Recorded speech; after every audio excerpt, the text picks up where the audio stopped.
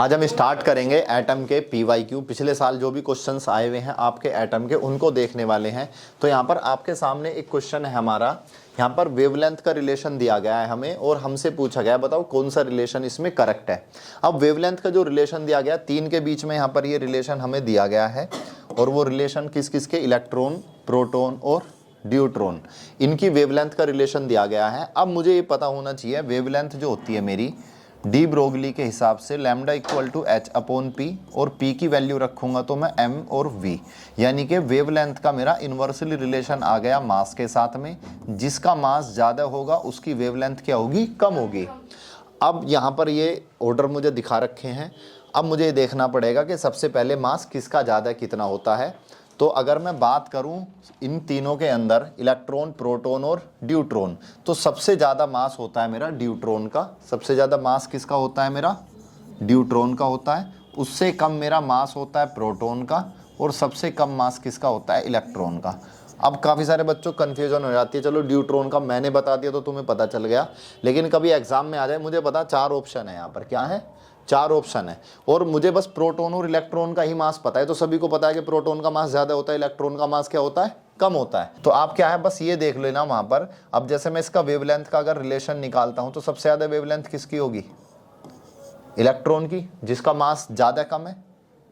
उसके बाद किसकी होगी, प्रोटॉन की, और उसके बाद ड्यूट्रॉन की। ठीक है, मैंने रिलेशन लिख लिया। अब क्या है यहाँ पर, मुझे बस केवल प्रोटॉन का, मुझे जैसे ड्यूट्रॉन का नहीं पता था, तो मैं क्या करता यहाँ पर, मुझे केवल प्रोटॉन का पता था, किसका मास ऑफ प्रोटॉन ज़्यादा होता है मास ऑफ इलेक्ट्रॉन से। तो मैं यहाँ पर मुझे ये क्लियर हो जाता कि वेवलेंथ किसकी ज़्यादा होगी, मेरी इलेक्ट्रॉन की प्रोटॉन से। इलेक्ट्रॉन की वेवलेंथ ज़्यादा होगी, तो इलेक्ट्रॉन की वेवलेंथ ज़्यादा होगी किससे, प्रोटॉन से। तो एक ऑप्शन तो ये वाला एलिमिनेट हो गया। इसमें बराबर बराबर दे रखे, बराबर तो कभी हो ही नहीं सकती। इसके अंदर वेवलेंथ क्या है, कम कर दिया किससे, प्रोटॉन से, और यहाँ भी कम कर दी है। तो एक ही ऑप्शन बचा है मेरे पास। तो आंसर क्या हो जाएगा यहाँ पर, बी आंसर यहाँ पर हो जाएगा। अगर आपको एग्जैक्ट पता है तो आप एग्जैक्ट बता सकते हो, नहीं तो आप ऑप्शन वाले क्वेश्चन इस तरह से एलिमिनेट करके भी कर सकते हो। ठीक है, तो यहाँ पर करेक्ट रिलेशन क्या हो गया मेरा, बी। अब अगला क्वेश्चन है हमारा, atomic spectral emission line of hydrogen atom are incident on a zinc surface. ठीक है, तो the lines which can emit photo electrons from the surface are members of, zinc का सरफेस है, उस पर कोई लाइट आके आपकी गिरती है, तो यहाँ से आपका इलेक्ट्रॉन का एमिशन होना है। तो वो जो लाइंस आएंगी वो कौन से उसमें आपकी लाई करेंगी, वो किसकी मेंबर होंगी, बाल्मर सीरीज से होंगी, वो पास्चन से होंगी, लाइमन से, या फिर इनमें से किसी से नहीं होंगी। ठीक है, अब इसके लिए मुझे पता होना चाहिए जो भी मेरी लाइट इंसिडेंट होगी उसका वर्क फंक्शन जो है इससे क्या होना चाहिए, ज़्यादा होना चाहिए।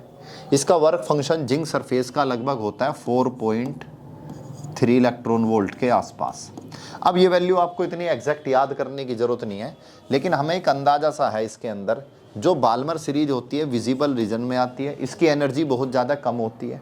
इसकी एनर्जी क्या है, कम होती है। तो बाल्मर सीरीज से तो हमारा एमिशन होगा नहीं जिंक सरफेस से। इसके बाद है हमारी पास्चन सीरीज।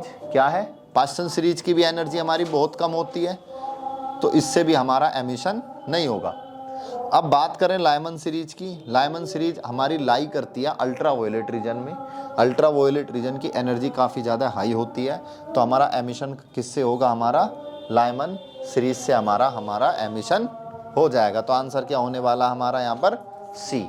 क्लियर। अभी अगला क्वेश्चन है हमारा, इसके अंदर energy of an electron in a hydrogen atom in a ground state इतनी है, यानी कि एनर्जी हाइड्रोजन एटम की ग्राउंड स्टेट में कितनी है, -13.6 इलेक्ट्रॉन वोल्ट। कितनी है, 13.6 इलेक्ट्रॉन वोल्ट। ठीक है, ये ग्राउंड स्टेट में, कहाँ पर है ये, ग्राउंड स्टेट में है ये हमारी इतनी। उसके बाद हमसे कहा गया है its energy in an orbit corresponding to quantum number n is इतनी। किसी ऑर्बिट में इसकी एनर्जी इतनी है, तो वहाँ पर ये कौन सी ऑर्बिट में है, कौन सा क्वांटम नंबर होगा। तो इसका फॉर्मूला हमने पढ़ा है En इक्वल टू -13.6 अपॉन में n²। इसकी हालांकि यहाँ पर कोई ज़रूरत नहीं है। ठीक है, ये फॉर्मूला हमने पढ़ रखा है, एनर्जी इक्वल टू -13.6 इंटू में अपॉन में n²। अब ये एनर्जी मुझे कितनी दे रखी है यहाँ पर, -0.544 इक्वल टू -13.6 अपॉन में n²। अब मुझे n की वैल्यू यहाँ पर फाइंड आउट करनी है। ये हमारा जो कैंसिल आउट हो जाएगा, देखो इसको कैसे आप, या तो n स्क्वायर को यहाँ ले आओ और ये डिवाइड में चला जाएगा, तो n square equal to minus से माइनस कट गया, 13.6 अपॉन में 0.544।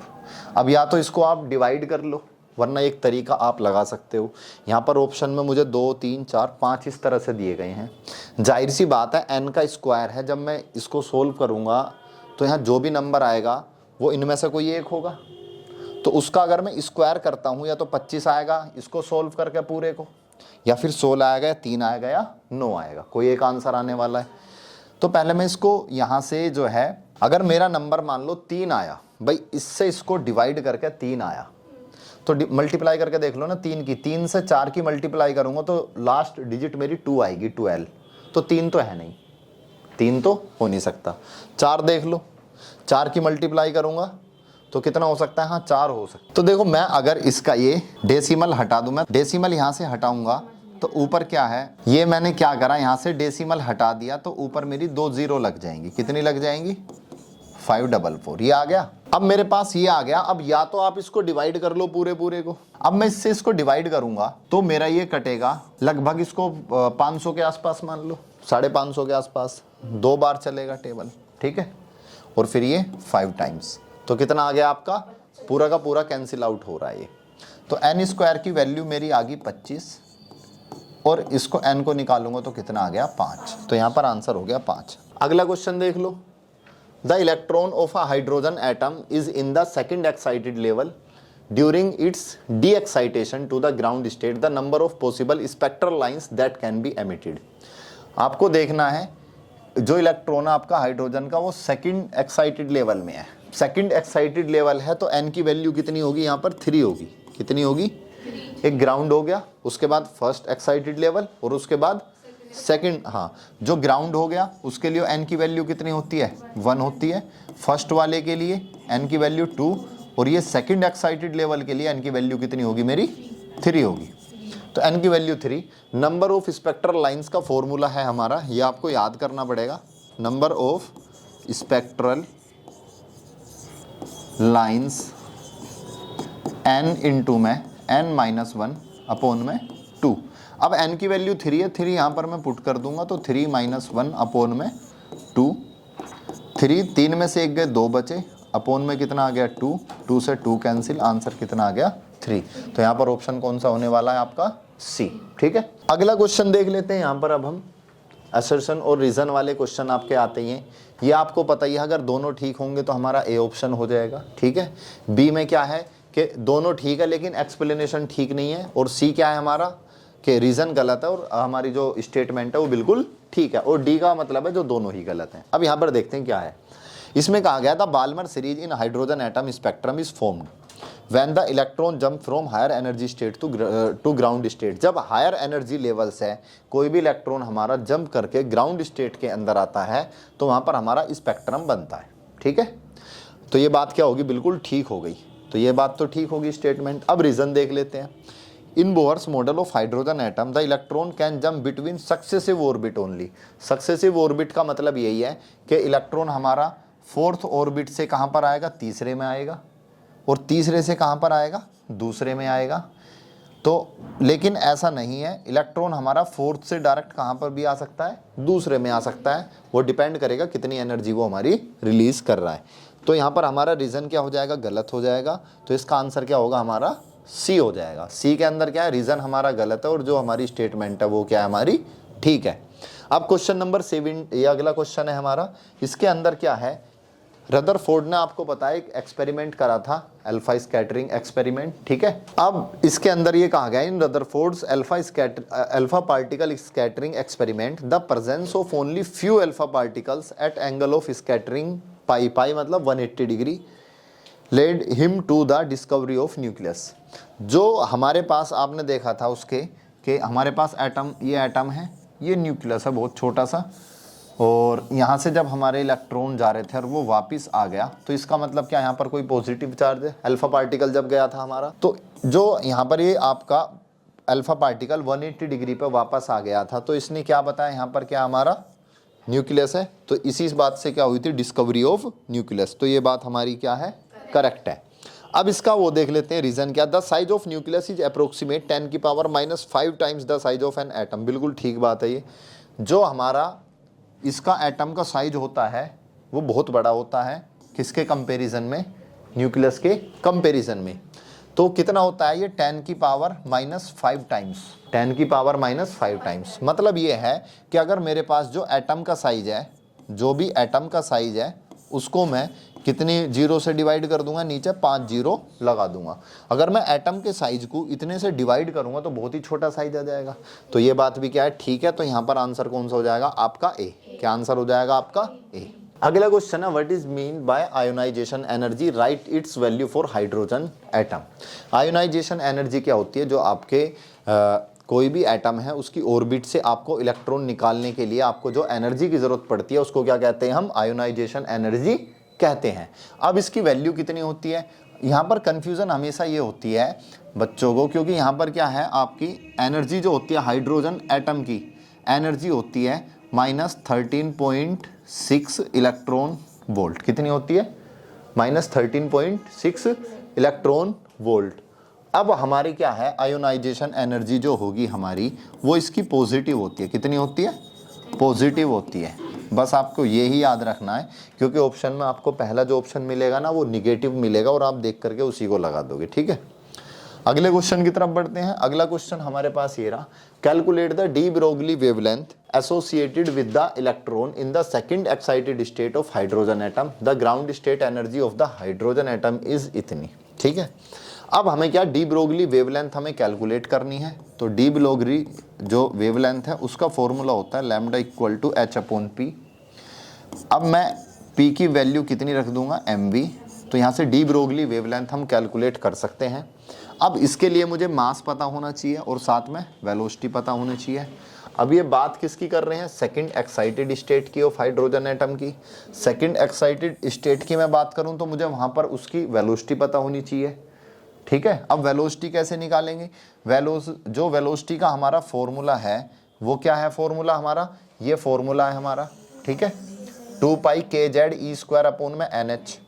अब मैं अगर यहाँ इन सब की वैल्यू पुट कर दूं तो nth ऑर्बिट में हमारी कितनी उसकी वेलोसिटी होगी, वो इतनी होगी। इन सबको सोल्व करके कितना आता है, 2.18 × 10⁶ मीटर पर सेकंड। अब मुझसे पूछे सेकंड ऑर्बिट में कितनी होगी, तो n की वैल्यू 2 पुट कर दूंगा। थर्ड की पूछेंगे तो n की वैल्यू 3 पुट कर दूंगा।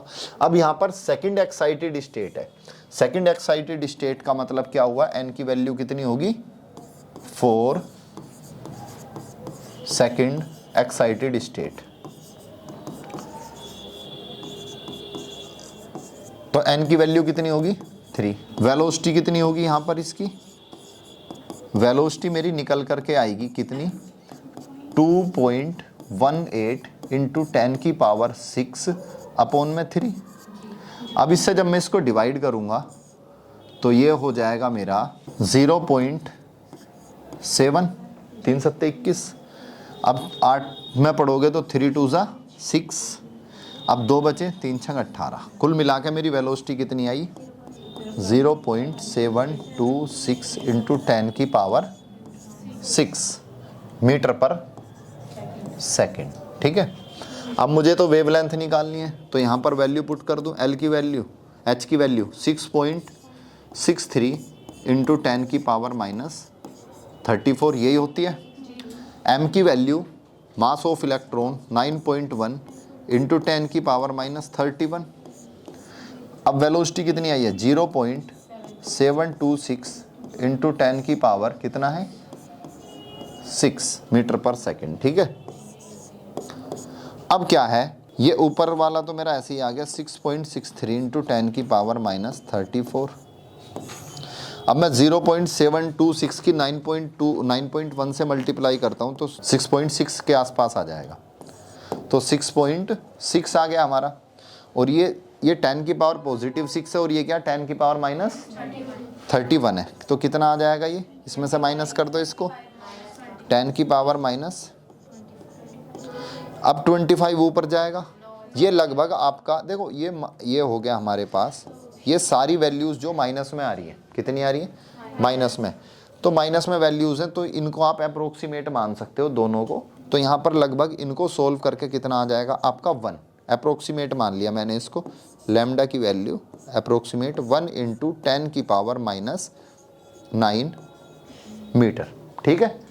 अब मैं इसको ये भी कह सकता हूँ कि इसको क्या कह सकते हैं हम, 1 नैनोमीटर। क्या कह सकते हैं हम इसको, 1 नैनोमीटर। तो ये यहाँ पर मेरे इसकी वेवलेंथ निकल करके आ गई। इस क्वेश्चन के लिए आपको जो है वेलोसिटी का ये फॉर्मूला याद रखना पड़ेगा। अगर आपको ये भी याद है तो आपको वैल्यूज़ रखनी पड़ेंगी यहाँ पाई की, के की, जेड की, तब आपको सोल्व करना पड़ेगा। हालांकि आप इसको डायरेक्ट भी इसको याद कर सकते हो। तो यहाँ पर हमने कुछ क्वेश्चंस लिए थे जो हमारे PYQ में आए थे। बाकी जो क्वेश्चंस हैं वो सिंपल नोट्स से आए हुए हैं जो थ्योरेटिकल बेस्ड हैं। ये कुछ अलग तरह के क्वेश्चन है, तो आप बाकी थ्योरी वाले क्वेश्चन जो है उनको करके देख सकते हो, जो भी आपने नोट्स वगैरह बनाए हैं, और बाकी न्यूमेरिकल कुछ आपको करके दिखा दिए हैं। बाकी मिलते हैं आपसे अगले सेशन में, तब तक के लिए thank you so much and good bye.